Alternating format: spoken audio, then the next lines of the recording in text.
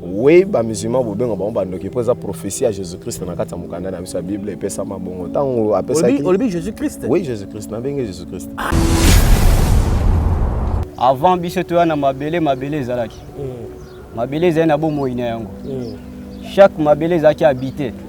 Et Adam azaki nda akei. C'est différence na bango za nini? Jésus-Christ na prophète Mohammed, ba différence ni. Bon, différence est vraiment parce que les inversement na bien nzambalo baka mingi bochaka différence na katikati na bango mais wa leki en kati na banza ka wa bangi nzambe de plus. Le pouvoir est d'abord interne. Ce que l'extérieur domine sur l'intérieur, c'est qu'il y a un problème. La différence dans bango za penate ba ko za bango nyoso bato mais ngana bike bango bale baba prophète na yango ndesa ke na landa nzela o bango ba memeli biso. Ce qui les gens se pointent que Kimbango a plus haut, na kata suprématie à connectivité à Mboka na biso, alors il faut tenir compte. Kimbango a annoncé celui qui va venir. Les pharisiens ont interrogé Jésus-Christ pour notre bon maître. Bon maître, ni une photo ça pour notre hérité. Jésus a katemba moi ça pourquoi m'appelles-tu bon? Jésus Christ on a nous mo. Ko benga na no babi, jamais ko benga bon. Ezana o azaka bon zaka moko kanzambe wana. Lorsqu'il a annoncé celui qui va venir, celle-là, il sera un jeune. Ouais. Il sera un jeune. Il portera les socles. On met ma charge, topé socle et mboka. Différence d'abord, Baléza Kimbango a touché sur le plan guidé, l'orientation. Mais il n'a pas touché le pouvoir. Ne croyez pas que je sois venu apporter la paix sur la terre. Mais il y a Zanzambe. Comment ça va tout bon? Il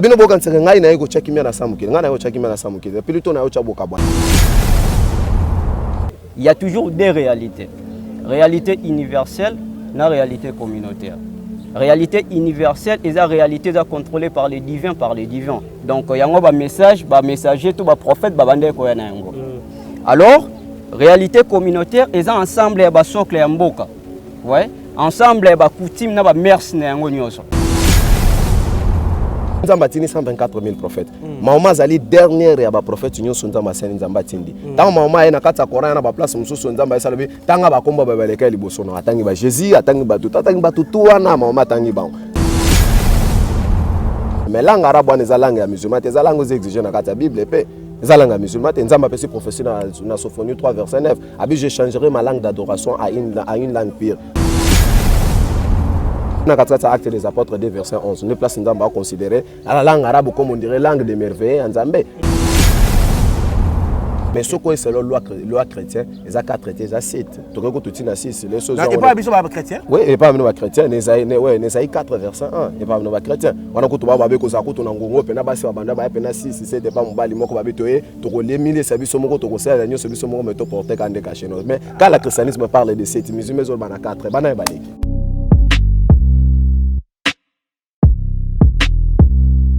Olandelaka papa oyo nini? Omoni makam na landelaka papa wana mukolo. Yo jeune garçon kaka moko olembi. Papa, limbisanga pona dérangement. Biso ba jeune mi Congo déjà ekufi. Bino bozo sala ndenge nini po mu Congo na bino ezala toujours efficace. Et le silence démacadé. Viens. Cabinet Dr Aladji 2022. Kimana Lombango chez Dr Ahmed Yakozwa Uko Force pour la faiblesse sexuelle, Aqua pour la hémorroïde, Acacia pour la prostate, Awika renforcé spermatozoïde, Iba pour la colisanzo de papa, Arariro pour la infection, Ahmed Azo soigné, Dr Ahmed Azo soigné faiblesse sexuelle, IST, hémorroïde, diabète, hypertension, hypotension, hypotension, stérilité, rhumatisme, épilepsie, myome. Benabus 243 82 97 37 164. Soit Oye sur avenue Loubefou numéro 17 na commune Yalemba. Référence salle du royaume des témoins de Jéhovah. Pona Batwamiki Yalibanda. WhatsApp na 89 97 78 138. Oui! Je confirme des boutiques etikala moko na République démocratique du Congo. Miss Lo boutique a même biso poto na Kinshasa. Ah, merci mingi na maman Laura na ndenge omemeli biso poto na Kinshasa. Bonjour madame. Bonjour. Ah, les amis, c'est le boutique. Tout est à l'arrivage de la France, États-Unis. Nous avons un poudre à Kiko. Poudre Kiko. Nous avons encore la bureau sur son baya. Aïe, tout qui n'était oui. Ah, tout qui n'était. Ah, les amis, Paris, États-Unis. Ah, les amis, mélange D'accord, la même différence tango parce que le rangeau par colibo, tu fois détenir sur ok, va pas moucher non c'est non, non, pas habitué pour de ça à 48 heures. En tout cas, ma qualité na moni hein. Moi na mama kobuka te. Soko lingi olata kitoko pe baye bayo yaka mbangu na Miss Lo boutique. Nengo okokuta basapatu bilamba ya basi, maquillage, mafuta, ba parfum pe biloko mususu. Te poto kiti na Kinshasa. Pour mon abisso ezali pas cité. Tozwami bongo na avenue Victoire numéro 5, commune de Kasavubu. Topo bengi biso na téléphone na plus 243 85 64 11 889 0033 78 33 03 749. Bozali ebele bokota l'émission de partout na pesi bino mbote. Mbote balamio c'est chez Biso TV. Oui, malamu na mission na bino réponse à nos questions. Yande ko na bino. Na pesi moyini nanga mbote, moyini bonjour, moyini nanga bonsoir. Bozali ebele bokota la biso na pesi bino mbote. Merci na confiance na chez Biso Télévision, chaîne oyo kokani na yo. Merci mingi na sponsor na biso Yesu Christo ya mesana ko sponsoriser biso awa. Merci mingi na bandeko nyonso balanda biso na mujima e katako kombe gemena kikwiti kayemba. Merci na bapel na bino bobenga biso ebele nzamba pambola bino.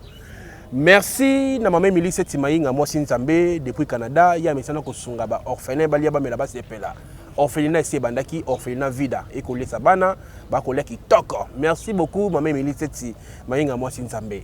Merci mingi na ba ope balinga biso te biso tolela bino makasi. Ah, tolela bino. Ah, tolela ka ne bozala wana linga bino. Merci beaucoup à ma femme Lydie Moukadi, merci à mes enfants. Bandeko babolingo boko kamwa lelo po nanu to sala ba boyete na chebiso mais salami po ni toto si satembe. Bolo baka o ba musulman banini lelo yo na yambi moko ako représenter ba musulman a na plateau ya chebiso télévision. Bobenga ba bandoki. Bobenga bango soki ndenge boko benga bango wana lelo bandimi ko ya na plateau chebiso télévision ba expliquer bino islam ezanini. Ah, nzambe nanga papa na pesi mbote. Mbote papa Shigna. Sango nini tala caméra. Tuka sangote tozali malamu na ngola nzambe. Babenga na kombo nani? Babenga na kombo ya Mohamed Chimwanga, mais normalement docteur Imam Mohamed Chimwanga. Vous appelez ba docteur na islam? Ouais, na islam ba docteur ba ali. Na beaucoup ba docteur lolenge nini? Bon, tokoma docteur lolenge ya soki otangi mingi lingomba, mais normalement eza niveau par niveau. Toza oza mwalimu, mutu azali kotangisa batu kande tobenga des fois pe na langue ya Swahili. Tu comme imam aux alloués sont dirait pasteur aux hommes cambi donc en arabe aux autres en verbe mama donc conducteur aux années sont dirait responsable aux hommes bateau ndebi no benga pasteur c'est quoi en dehors on a tout appelé ba ulama ba maulana do bateau batangi ka trop pena dingomba ba comme c'était pena na ba niveau mo en tout cas toza ba docteur pour ba tangi ndebiso vrai ou faux musulman za randoki bon yo ba vrai si ya vrai té comme ça la tunyo motuna iko yana singa bon sona seki parce que na kamwe pona mutuna na eza première fois tena ka mutuna pa na batu baza ko considérer biso que toza bandoki effectivement oui ba musulman bo benga ba bandoki pour eza prophétie à Jésus-Christ na kata mukanda na biso Bible epesa mabongo tango apesa ki Olbi Jésus-Christ. Oui, Jésus-Christ na benga Jésus-Christ. Obi ke mise ko melengi ngali ngande boye. Mais bino ba ke ba musulman ba reconnaître Jésus-Christ c'était mais yé mo abike Jésus-Christ pe azana na Korah. Et à Sali, bête les solo, tout évolué. Oui, Jésus-Christ, tu biso dois reconnaître Jésus-Christ. Au contraire, quand tu biso n'était pas Jésus-Christ, chrétien avait Jésus-Christ.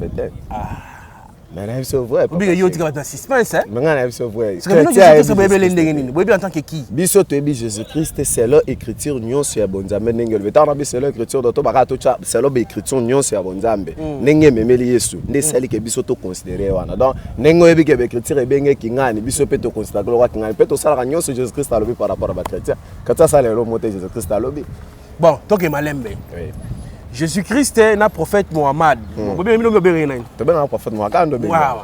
Bah c'est différence na bango zanini. Jésus-Christ na prophète Mohammed. Bah une différence ni. Bon, différence eza vraiment parce que eza inversement na bien nzamba lo baka mingi bochaka différence na katikati na bango mais wa leki en kati na banza ka wa bangi nzambe de plus. Donc ndenge tozali différence na bango za penate ba koza bango nyonso bato mais ngana bike bango mbale ba prophète na yango nde sai ke na landa nzela o bango ba memeli biso mais biso tulubaki Jésus Christ a nzambe mwana nzambe mono nzambe abota ki atindaki na se po abikisa molimo na biso yo concept wana zo ndenge ni bon oui ezali maïo ba chrétien ba memi sur Jésus et non Jésus Christ a memi na 4 Christ. Donc ba Jésus ba chrétien de ba croya kabongo sur Jésus mais Jésus Christ a memi en bongo te pour ça toi c'est la Bible o ya zo le besoin contraire ya o ba chrétien ba zo loba.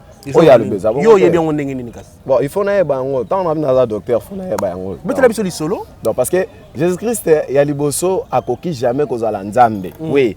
Et pas akoki kozala akoza mwana na nzambe c'est bien. Ba toi comprendre que peut-être mwana mal. C'est pourquoi au moni na zana idée moko ya mambo etali école sur le toeli bango école ya Anzour na markaz Anzour na centre ya formation zapo to sala vraiment réforme toeli bango zaka juste ba chrétienté na ba bouddhisme na bouddhisme nyonso ba christianisme ba musulman en tout cas ba toto esenga bango pena réforme to an erreur moboye entre biso auto sala gaz erreur nini donc erreur biso to ala kanango eza koluka kozwa message ndenge to zo langwana c'est-à-dire beaucoup ya Bible ezali beaucoup bayuda poto tanga ngo foto tango mingi na maneti ya bayuda poto comprendre noto mongo na maneti na biso ba africain poto zo babiloko mususu na lulengo biblia ekomeli yango te par exemple neti lelo eza na verset moto na katsa Bible bengi Jésus Christ nzambe même Jésus Christ ye moko na violent tango azangi na bomo ya tikali jamais koloba na oyo mambo ba yesanga bien moko do na ngane na comprendre olobi na Bible to ke na mbango te ozo mo très important na beta lisope na Bible place moko te balobi ke Jésus Christ nzambe Jésus Christ ye moko atikali koloba na mutu moko ta nzambe soto banina na katikati na mukanda Luc 18 comme na 19 ba bengi Jésus Christ donc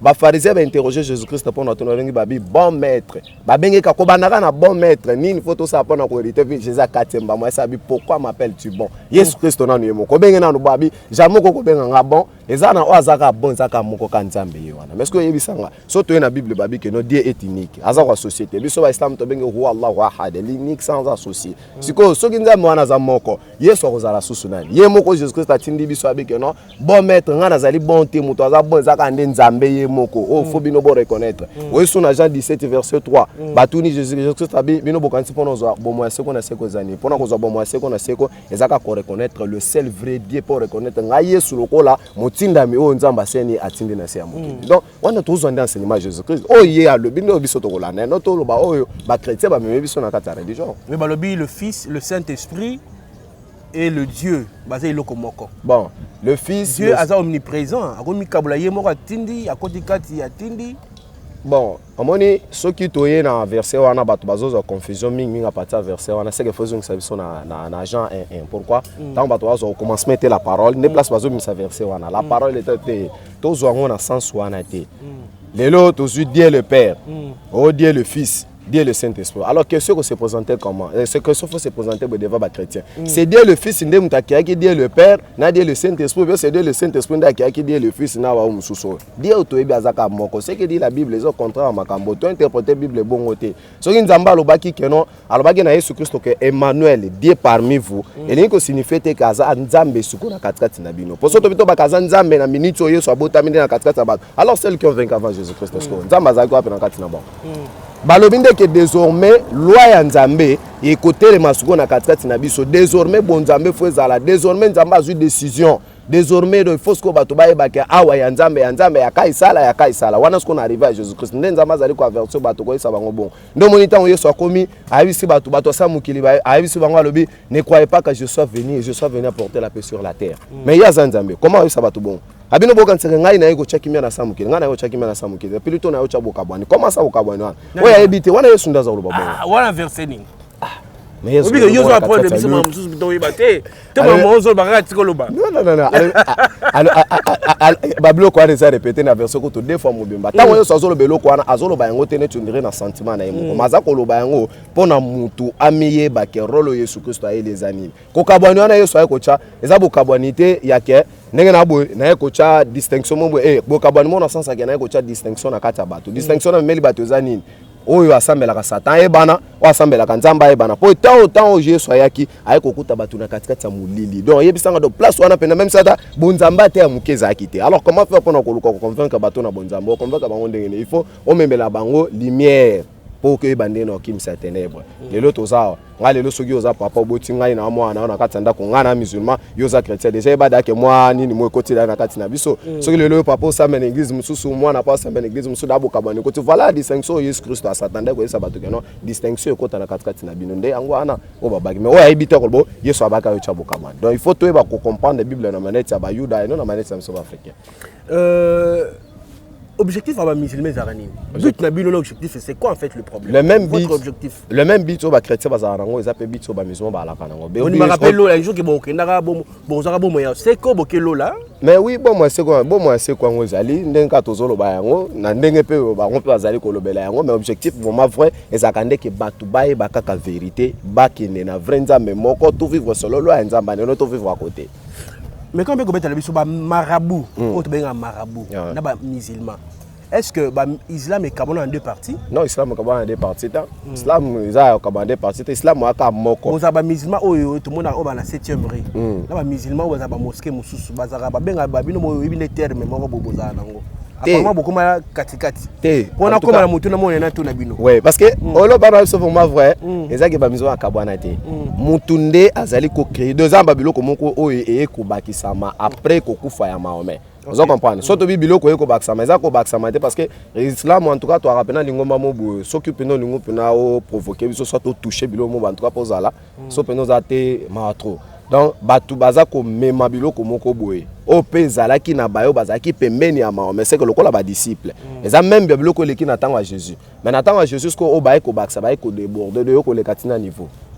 Mais pourquoi musulmans a appris à boma su muta sali mabe to pe ko pesa mutu maladi moko suki asali mabe to pe ko boma ndeko no moko boko sala baboti bino yana leki mais suki yana leki a pengu to akele sali lo moko boye yuza capable ko chembeli a kufa pona kombo ya Mohamed. Bon. Comment expliquer parce que tu as ta grâce, il y a Olim Sanzambe Yemoko a frappé Moutou, on a souvent la mabe. Mais pourquoi ni binomo c'est potagabo, métier pour ça la justice binomoko. La place Nzamba sa justice. Bon, musulman à ça la justice est mon côté. Faut non ba toi comprendre d'abord dans sens vrai musulman azali. Il y a les bossos musulmans à croyants. OK. Wa azali kondimelana nu Nzambe. Mutu to ndime Nzambe c'est que faut vivre selon loi et bon Nzambe ndenge zoloba. Nzamba tini biso no sala mabe mon côté. Soko moni mutu asala ba biloko ana pona ngabona ndime ka musulman wana za mutu aza côté na biloko na ya pembeni. Mais c'est que na ebezaka que malheur existe.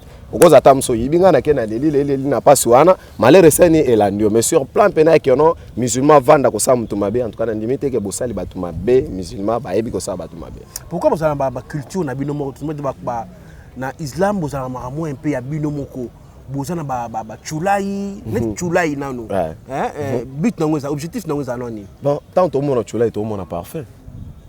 Chulai is parfait. Oui, chulai so pelisa ngo so monsieur Solomo bo sola neza parfait zaka islam ndezo utiliser ngote babuda ba utiliser ngo so bani ba samba na bango fo appeler sabati jona ba chubi na chulai ba se prosterner devant Nzambe na bango ba bloka na ba musulman te et puis chulai isa créer na société musulmane te bloka na salami na bata begiza libanda mais sauf que na parfait mo Solomo ka malam biso prophète wa bisa so abi partout bonimo comme Nzambe bo sala ke noza na mo kama Solomo ba malam za la propre sika bozali ndena sanso na ba chaka meza. Est-ce que Nzamba talaka nzoto ya mutu to atalaka mutema? Pourquoi on a une ambition? On a une ambition, il faut que la makolo, il faut que la zolo, et ça est un objectif nini. Bon, ceux qui ont c'est comme on peut maïzate. On semble tout ressemble la tête. Bon, il y a solo, c'est pourquoi on a besoin de vraiment réforme. En tout cas, on a vraiment invité parce que batutu aux à la pasteur, aux à la chrétien, aux à en tout cas faut vraiment aux à part école pour nos bacs c'est là comment on a na mutu. Tout ce qui a kobungi sabande ko ba chrétien, tout ça bango Bible et lobi. Tanet mo ablution. Ablution les amours à utiliser na Coran, ablution les amours à utiliser na Bible na Deutéronome na Deutéronome 40 na Deutéronome 40 verset 30 jusqu'à 31. Les baza ko exiger. Ndenzamba lobi makambo ablution. Musulman e ka ko accomplir o ezaki c'est comment mais le bama qui déjà avant musulman c'est lokwa ko baksate. Ablution les exiger na kati ya Bible. Même musulman et chrétien mon côté, pasteur mon côté à sala ablution a pas tellement na miso Nzambe pona ensemble. Ma ablution est outine na Bible. Na Coran ba combien on ablution? Est-ce que vous sala point ni? Biso sala parce que Bible ndé lobé. Bible est dans kati ya Coran. Ah, vous avez un mot compliqué makambo ça devient compliqué. Façon ba memeli biso ndé compliqué.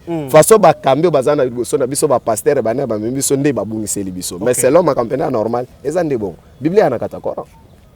biso tolanda yango parce que lelo nzambe atindi 124 000 prophètes mahoma azali dernière ya baprophète nyonso nzambe asali nzambe atindi ntango mahoma aye na kati ya koran na baplace mosusu nzambe ayesala bi ntanga bakombo babaleka ya liboso na atangi ba jésus atangi bato tu wana mahoma atangi bango seke toa na place na hadis mosusu oyo ntango mahoma vandi mutu moko abimeli aye kotuna ye na bakestion banda kotuna mpona kende mpe mwambango atoyi kotuna question moko ayesala lobi keno aye kose place moko abi soko olingi ondima fo ndimande babuku ya nzambe babuku wana ntango abi se wakutu biki wana eza pluriel ya arabe donc seke babuku nyonso ya nzambe donc livre nyonso olobi mama nzambe musulman azalaka derrière yango andimela yango parce que livre yango mpe fo eza ndeka na écriture soit contexte ezali original ya si oyo yani ya depuis ndenge nzambe alobelaka enozwa bacentaine de modification batouche basupprime koto mais soki na comprendre bien école na yo oye kosupprime baloi mosusu to mpe bacondition mosusu islam aza nango oye kofungola bato makambo sikino baka babible batemps de la grâce bon sauf que donc makambo mosusu ezalaki na ancien testament le nouveau testament bameki mpe kobongola koadoucir neti bazwi mai bazwi vin batie mwa mai moke mpona koadoucir mwa nani yango école na yo objectif nango eza bongo donc objectif nango eza vraiment que non na bapasteur na baimam na banani en tout cas mokambi nyonso azonga na nzela avivre selo loi ya nzambe ndenge elobeli bazwa baconsentement batia yango na pembeni seke bayebisa babandimi tout vérité papa tala nzambe alobi bokosala soit tokosala te eno tobandosala babiloko eza yango te ta neti lelo oyebi lelo na oka mosolo na moni lelo moto avanda na kati ya kiti pasteur avanda na kati ya kiti azoteya soit atelema asambisa bato avanda na kati ya kiti soit ata yo atelema eza écrit quelque part te na kati ya bible mo bande ti na suka ni jésus ni prophète moko tatikala osala yango bongo façon nzambe alakisi biso asambela bato eza na sens wana te nzambe alakisi biso na sens wana te façon eza nayebeli yango parce que nazwi te quand même ya koluka kotanga biloko wana mpona yebango ndenge mpe na comprendre nde siko nalingi keno bato to bacomprendre en tout cas na vraiment près oya kolinga vraiment abundisa biso akoluka abundisa mais sauf que cette vérité faut qu'aille se tromper bato bacomprendre bavivre selon loi de Dieu et non selon loi ya bato ya mokili na selon loi ya bemfia oyo baza liboso na biso obike nango mo rejoindre kopesa pape na biso actuel alobaki esengeli bareligion nyonso basangana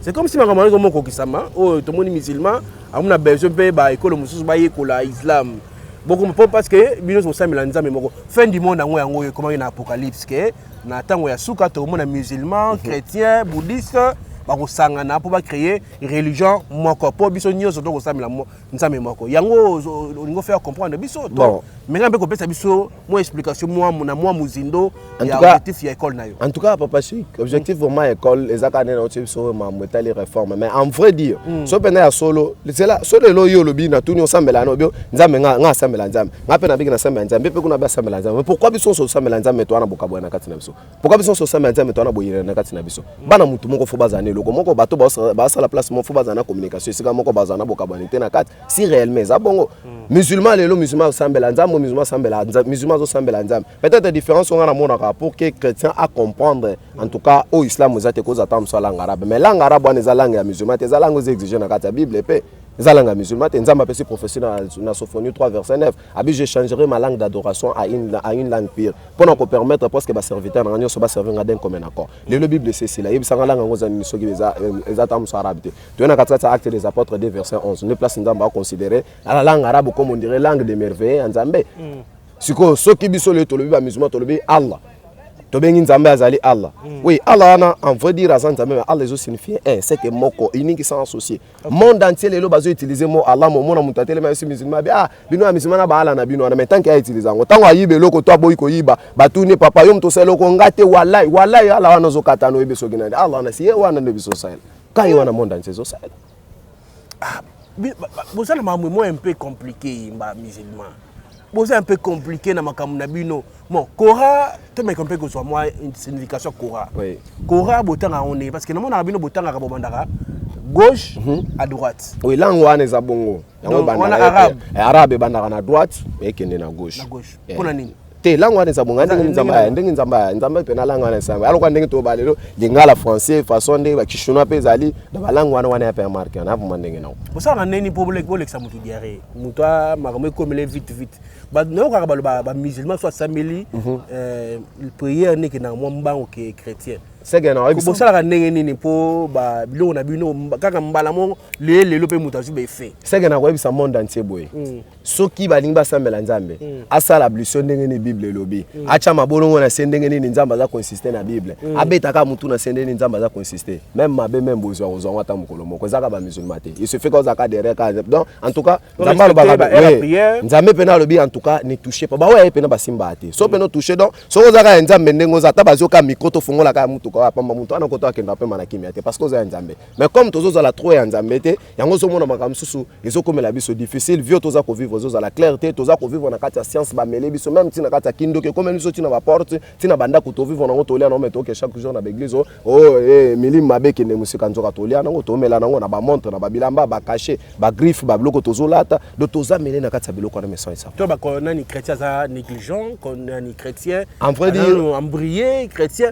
Comment on définir un chrétien tant on mitala la yomoko tena via ba chrétien en tout cas chrétien le lengeni on a biso ba chrétien lengeni parce que je suis chrétien ya liboso ba chrétien ba fana na ngai baza ba ndeko na ngai mais soko moni ndeko no azani loko oyoyo ezosala opasi en tout cas oyo kapeka pasi eloko ezosala opasi c'est-à-dire sokaza le lenge yo lingeli azalate or que openga pe nocha eza le lengo ngana lingeli azalate mais eza le lengo na lingeli lilo ya nzambe zaela pour ngai tant on vivre solo lo ya nzambe na linga pe chrétien vivre pe solo pe lo ya nzambe mais tant chrétien zo vivre à côté bible zo ba biloko mususu ya zo vivre biloko mususu en tout cas lokwa donc na trouva pe na ba chrétien de batu balati bango pe na bande mo bwe na misu hein o baza komona vérité ya ngoyo mais bazo kwa ko dévoiler on te bana ba bible na bandako ba tanga ba bible chaque jour mais bazo ko découvrir tes vraies vérités à le lengeni nzamba le pourquoi baza dirigé par bateau yo bazali ba matérialiste oiseau n'a qu'à bénéficier pour na samukil alors cette fois-ci tant toyé tu les gars juste la chrétienté chrétien musulman tout le monde j'englobe batu nyonso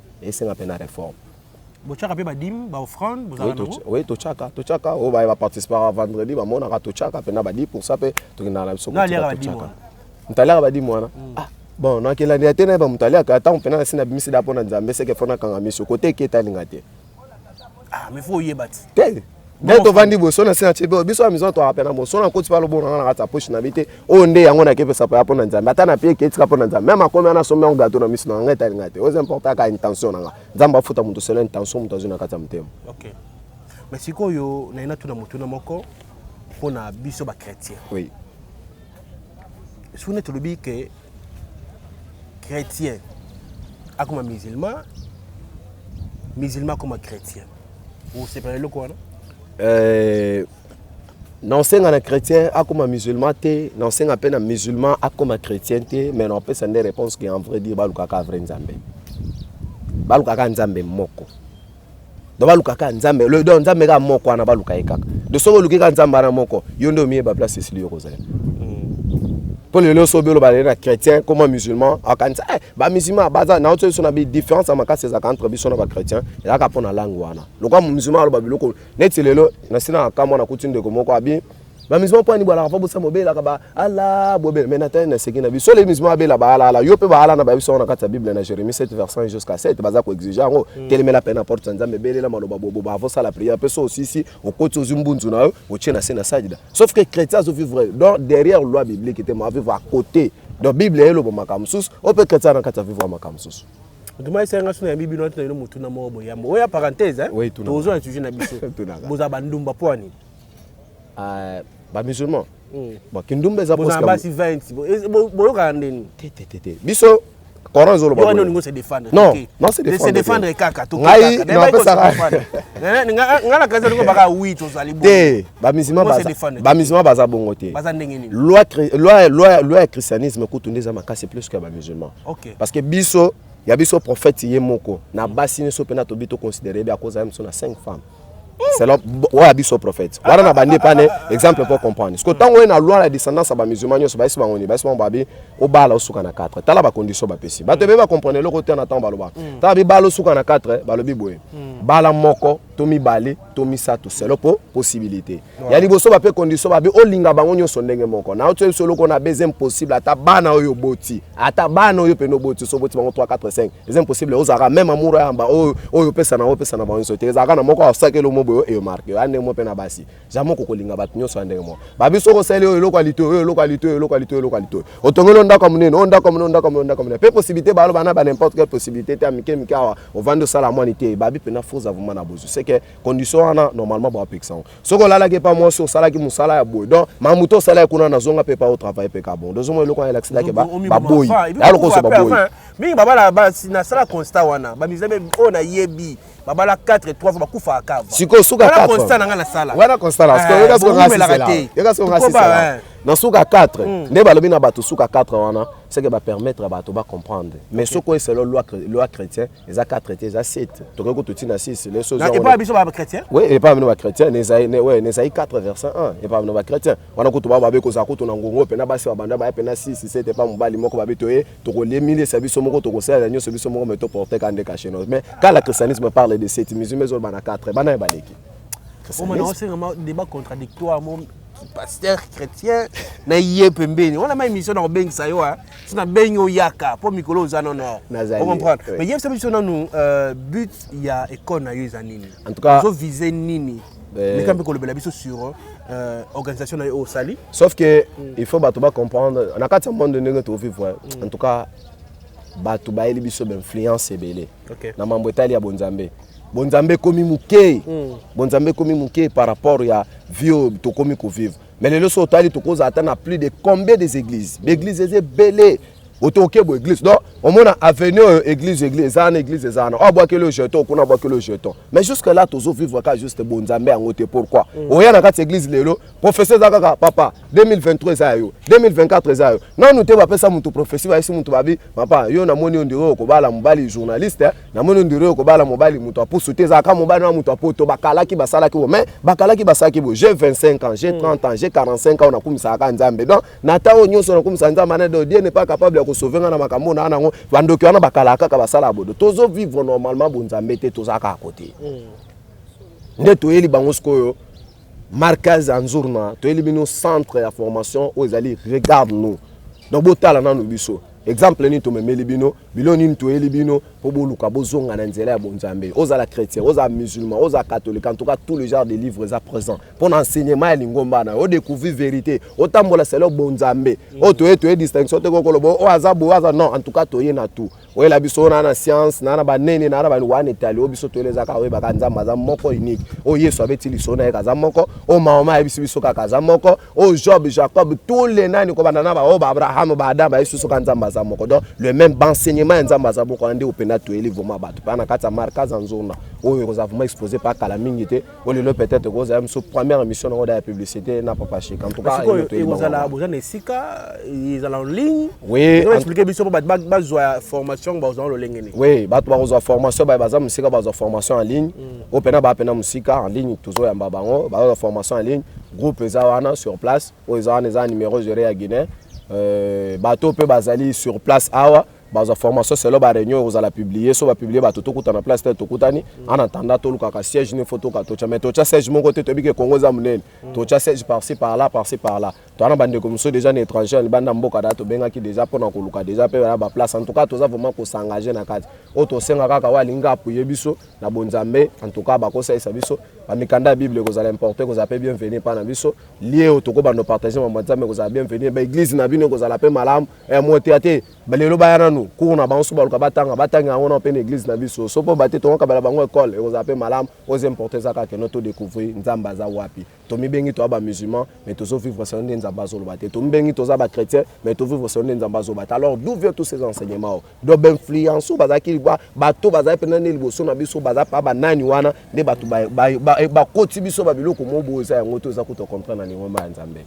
voilà mot de la fin pour na émission Luna Bandi ya kolobeza ebele kasi émission zali ngonga bato bakozolo lenge nini bani balandi ngai personnellement makamunde kwa lobi ngala moyi nango mabete na moyi nango mabete biso pe ba chrétien to ko bénéficier na connaissance wana parce que ngala jusque là il aura mabe lobité en tant que chrétien donc bino bozala ya musulman boté jusque là ngala moyi aura mabe lobité donc ce qui est pour moni ke ndeko lobi mabe plateau za polele biso ato ya makamutu nyonso azana droit de se défendre pe koloba mais siko yo ba condition eza nini pour na ko formation o lobi ko za formation ezali ofele eza payable et ko sala malolenge nini po bato ba ko benga et ko sala ndenge nini bon sauf que formation et chami vraiment to benga ngo ka campo de ofele mais na kibo mutu na ndenge bato balaka bandeko to bando bengisa pona ko ana bazana posa mo ba transport c'est que par séance 1000 francs non 500 francs nous en nécessaire mais exige oté ça peut-être que soza na ngoto kwa kotanga tété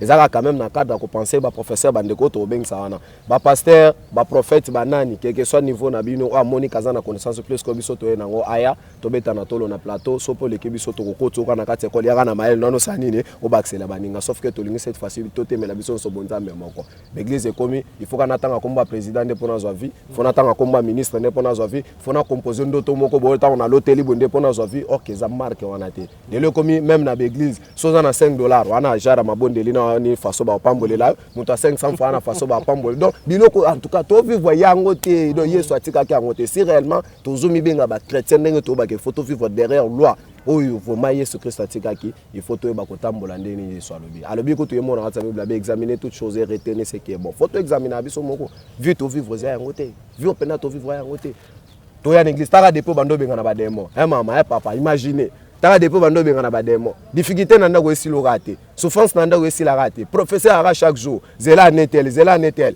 mais nga pasteur mutu na bandita mususu na bande musu na lipapa na biso zela netel to komi na nana nga komi na mutuka yo na nana no continuer ka osouffre donc nzamba yela ka bato bali kolo te to yeba to reconnaître alors bi wena katata mukanda ya Isaïe 59 si je me trompe pas abeta li solo abi loboko nzambe ezaka mukuse te pona ko debino ba chrétien ni munoko na ye soit ni mato ni mukuse para be loko zo ko cacher biso vrai d'autres ba vrai figure ya nzambe zanini eza ba crime biso to za nkatso commettre alors photo mitu na quel genre de crime to commettre to za nkatso vivre solo la nzamba lobité on nzamba pexi biso to lia yango biso to zolia on nzamba biso to sala te yango biso to sala en tout cas faut vraiment to sala effort cette fois-ci to elibino réforme oyeba te poussana ka pembe na maele na wana suppose capable lobité ngande na yebi ba biloko ana mangamba lobeza yango en tout cas ya ka plateau vraiment ba mbayo yaka vumo de manto biso to lebi biso to lebi no yaka enseignement oza mta catholique wana formation ka ya catholique ko banda banda ati na z na o babombela ko wana to biso vérité oza musulman wana formation ko banda ati na z tant to lebi na ati na z c'est que so biso to kokite ba mufti ba yo batangisa ki biso wana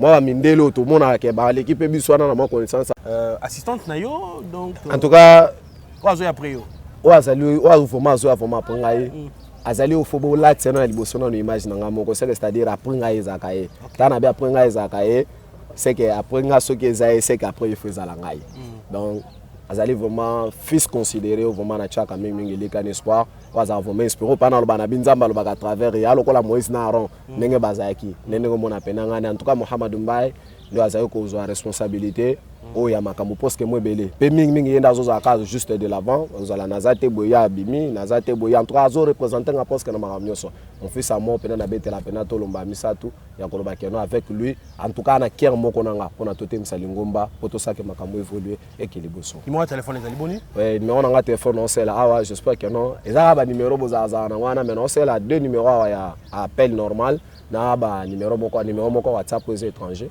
numéro ya appel normal les 085 les 821 77 71 bana plus 243 plus 243 on est awa 85 821 77 71 Osco RTL les 09 94 67 67 plutôt 28 35 na suka mais numéro non c'est la sko yangola pour na WhatsApp pour na ba linga ba komela ngape na WhatsApp tant biso sotaka possibilité crédit pe na mboka na biso et c'est comme moi passe les plus 244 930 49 55 56 en tout cas nous avons ensemble na we ngai mutema ne na benga ga mingi amo boyo kapé apesa bino mo quelques conseils to ane vraiment ensemble on peut ba di cœur o ba pena mutema pena lokwa biso bali pa to temisa pena bonzambe to temela makambo to buzo ba o ba influence nyonso pamba ba désordre na kati ya église o nyonso eke no sama même ba wapi na ba religion to zo pas véritable bonzambe to bimisa ngolo to kufa ka pour mo mota bonzambe en tout cas vous avez vraiment les bienvenus merci motona nzambe na benga motona nzambe poza motona nzambe merci merci beaucoup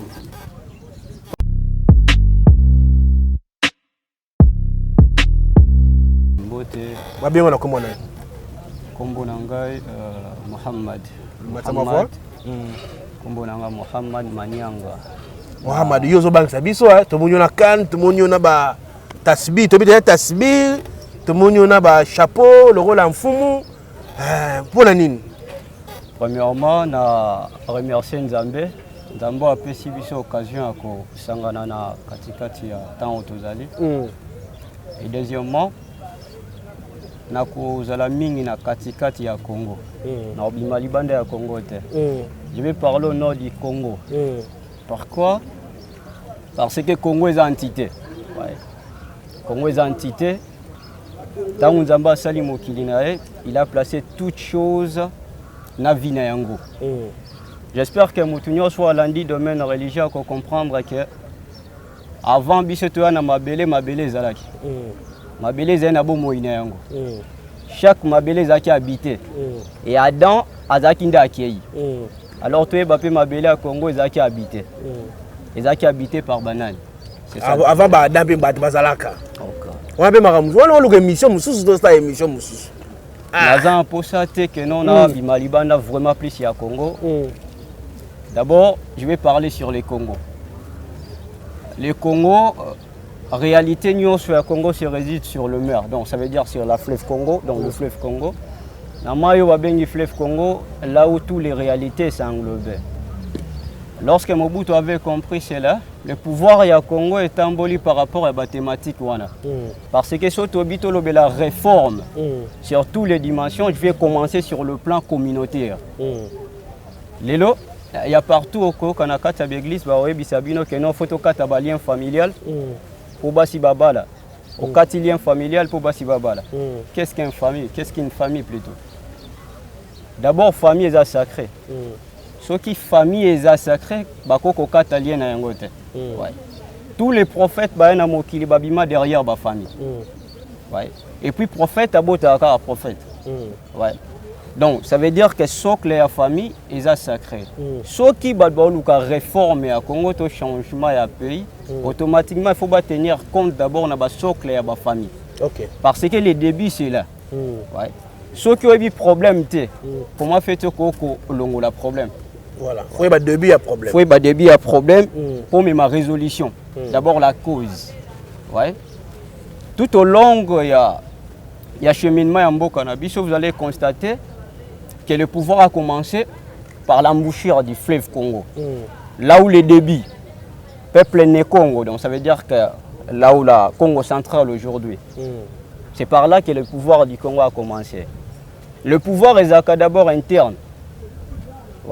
Le pouvoir est d'abord interne. Ce que l'extérieur domine sur l'intérieur, c'est qu'il y a un problème.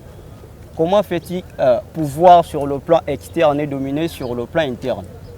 La politique est divine. Mais dans mon il y a plus spiritualité. Il y a une émission qui est la spiritualité. Dans mon il y a trop spirituel. Bien sûr, dans Oyamba, il y a invité. Maintenant, c'est quoi l'objectif de Wassalo Bagi d'Amwa Mingi, dans Olingapé, aux Alamwa Mukuse, pour ça, la Bino Zanini?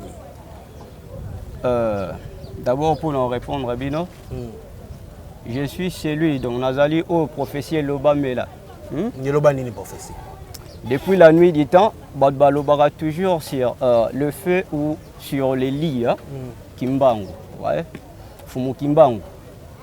Et aujourd'hui, je vais parler quelque chose de plus important. Sur Simon Kimbangu? Oui. Loba Papa. Premièrement, il faut comprendre certaines choses. Ce qui les gens se pointent que Kimbangu est plus haut, n'a pas de suprématie à connectivité à Mboka na biso, alors il faut tenir compte. Kimbangu a annoncé celui qui va venir. Lorsqu'il a annoncé celui qui va venir, celle-là, il sera un jeune. Il sera un jeune. Il portera les socles. On met ma charge, topé socle et Mboka. Différence, Tabaomi Baleza Kimbangu a touché sur le plan guidé, l'orientation. Mais il n'a pas touché le pouvoir. Il n'a pas réorganisé le pouvoir de ce pays. Mais il a essayé simplement à commettre ma batu Nanzela ya solo. Donc Nanzela est à droit. Naza sur le plan communautaire. Toza la seul pays où il y a un cordon communautaire. Donc ça veut dire qu'il y a une prophétie sur le plan communautaire, donc sur le plan local. Donc il y a toujours des réalités. Réalité universelle, la réalité communautaire. Réalité universelle et la réalité est contrôlée par les divins, Donc il y a un message, un messager, un prophète, alors, réalité communautaire et ça ensemble et socle et mboka. Ensemble et coutume na mers na yango nyoso. Et créer un pouvoir moko bien un pouvoir communautaire. Ndepla wana bobenga ka pouvoir ya famille topé coutume. Alors, l'ensemble na yango Les gens se posent la question, est-ce que les Congolais, est-ce que les Noirs ont pu avoir un prophète? Ouais. Est-ce qu'il y avait un prophète noir? Simon Kimbangu. Non. Non. Non. Ce qui Simon Kimbangu, qui a initié Simon Kimbangu. C'est ça le problème. Voilà, on a recréé débat dans ce sujet là, c'est très important. Tout ça, on a mis mot de la fin pour l'émission. On a bandit, on a sous temps et belé pour te faire la namoni. Nous a trop spirituel, malheureusement, on a vraiment invité, on a plateau chez Bisso. Mais on peut expliquer Bisso peut-être dans l'ignorance.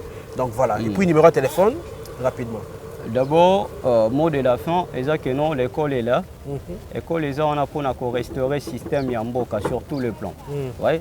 Naza d'abord sur le plan Mboka parce que l'universalité qu'on doit sensibiliser ceux qui communautaires et sensibiliser. Il faut tenir compte que lorsque Mobutu avait compris que non Mboka n'a pas pour réorganiser que le Congo n'est pas un pays mais le Congo est un royaume. C'est pour cela Mobutu rôle du royaume est anine. Le Congo est un pays entouré de 9 pays voisins. Ouais. Hôtel où est relié Mapata na Mabele. Donc, temple divin est relié à Pata, c'est la galaxie, système galaxial. Ils ont 9 planètes. Ouais. 9 planètes, donc, Moko, on est socle le système. Alors, le Congo, sur le plan terrestre, Congo, ils ont 9 pays voisins. Ouais. Donc, ça veut dire que ce qui est socle na bango nyoso, c'est qu'automatiquement, bango nyoso organigramme moi bazan na kati ya Congo. C'est pour cela que les papa ou yazo boko la bana lingi ko s'occuper na bana te. Alors bana ba ko mamiyibi. Ceux qui bossa la biso mabe na mboka na biso. Ceux qui les Rwanda s'opposent na biso. C'est automatiquement ils ont droit. Pourquoi ils ont droit? Parce que les Congos doivent nourrir tous les 9 pays voisins. Dans le système ezali. Ouais, base à la bon ou mauvais parce que Nzambe embrasse toute science. Ouais. Et alors, lorsque le Congo est incapable de jouer hiérarchie, enfin que s'occuper de 9 beaucoup de frontaliers, automatiquement, bana bako se rebeller. Ouais. Bana bako se rebeller. Lorsque la rébellion est kosalama, il y aura du chaos. Il y aura du chaos. C'est pour cela que Mobutu, tout le temps, on comprendra que tu verras, à l'époque de Mobutu s'occupait de tous les 9 pays. S'il y a un problème à Rwanda, Mobutu fait la délégation à Watindi Bangoti à Rwanda. Ici, Bango Bossala pour défendre les contrées topé pays voisins. Il y a toujours un droit de voisinage. Ouais. En tout cas, trop spirituel, n'a senti matière ezali. Il y a le mingi. Non, il y a beaucoup, sauf que Ngongande ezo pesa pasi. Je vais simplement que nous comprendre certaines choses. Que non, on ne coupe pas lien en famille. Famille est sacrée. Ouais, famille est sacrée. Depuis Wando Kata yango badwa la kakate. Ouais, depuis Wando Kata badwa la kakate. Ce qui organigramme, tant mabe kota na famille nzamba sala toujours babenga ko frapper les concernés. Ouais. Et loko ebandé na ebandeli. Tant famille bandi ko beba bato mabe ba koti na kata famille il faut dégager les. Mais lorsque vous allez travailler et s'empirer et comme Grégor. Donc on va bien avoir pensée collective. Donc ça veut dire que famille et c'est relié à la pensée collective. Alors assassinat et puis une éruption et comme ça la manakata ba famille. Les vrais guides. Bato faiba même ba socle ba famille, ba bomi bango, bato musu ba hérité. Aujourd'hui on n'a pas de coutumiers. Voilà. Numéro de téléphone les ali. Numéro de téléphone est 084 029 74 et puis 64. Donc 084 029 74 et 64. Merci beaucoup. Zamba Pambola Bino, ndenge boyota la vision télévision. Bandeko babolingo. Tolandi émission pour comprendre l'idée à bandeko o nyo solinga apprendre ezala islam, ezala o chrétien, o bouddhiste. Donc école les a déjà, bobenga bandeko na biso. Beaucoup en contact na bango. Merci mingi ndeko Chris pour la prise de vue. Merci na batutu ba soutenir la Chebiso télévision. Merci na sponsor na biso Jésus Christo. Merci na maman Cecilia. Dabi la servante ya na biso le mikolo yo to lembaya onakini. Poisana. Nzamba mona yo. Merci mingi na Lidi Mukadi ma femme. Nzamba pambola bino tokutani mbala ya semasui Jésus Christ azolite. Bye bye.